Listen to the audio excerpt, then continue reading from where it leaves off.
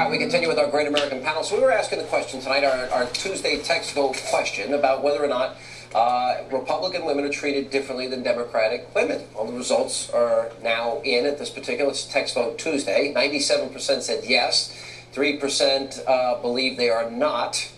So there you have it. You're running as a Republican. I can speak to that. I would say yes, they are, but I would also say it's more the conservative.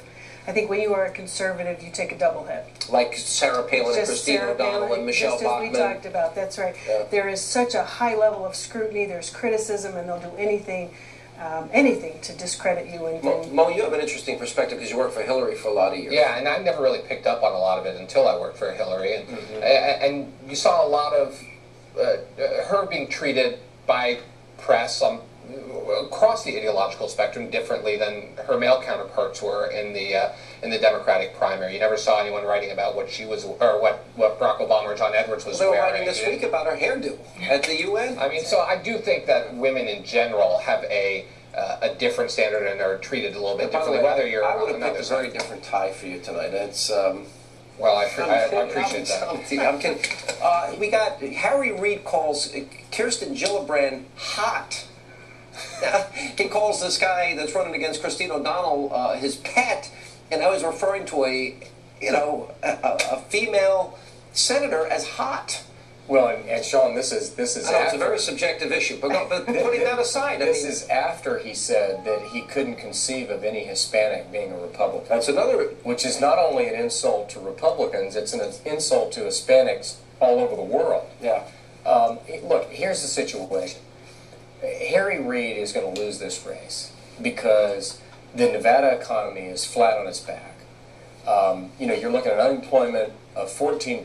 If you look at people who have given up working or are now working part-time because they can't find a full-time job, 17%. it's depression-era unemployment. 45% of all the mortgages in the state of Nevada are either underwater or in foreclosure. This guy is Senate Majority Leader. You know, it's not actually based on him, but in the confirmation, I've got a Senate Majority Leader just like Harry Reid, who's running for re-election. No, just by coincidence. Just by coincidence. And Sean Hannity is just like me by coincidence.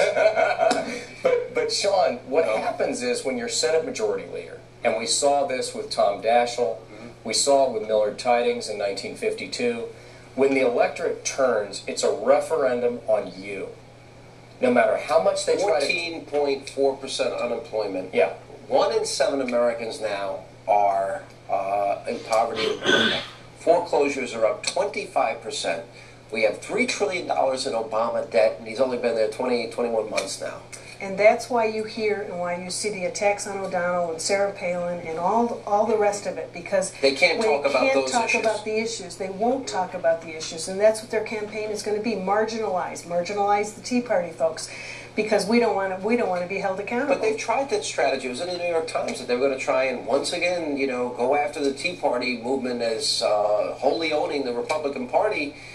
They tried to do this to me and to Talk Radio and Rush and Mark and Fox News. They actually went out there and demonized Tea Party and town hall attendees. Well, look, I think, a couple months ago, Harry Reid was dead in the water. He was trailing everyone in the polls, and he started to claw his way back, and now it's a very competitive race. Right. And I think that's because when you got to look at each one of these races in isolation, I think both parties, people on both sides, tend to try to nationalize a lot of these races, but each one of them is an individual, but Harry Reid, localized race. If he's not winning now, which way are people in Nevada going to break? Well, he's trending. He's actually trending in the right direction. He was down, and he started moving back. But he also spent millions, and Sharon Engel hasn't even gotten on the air for the most part yet. I say let the race play out as it's going to, but Russ people are looking at both these guys. Look at the races.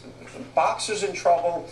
Murray's in trouble. I mean, these are not West Virginia race is now in play. Look, if you have represented a state in Washington for 18 years and you're Senate Majority Leader and you're not only below 50, you're at 45.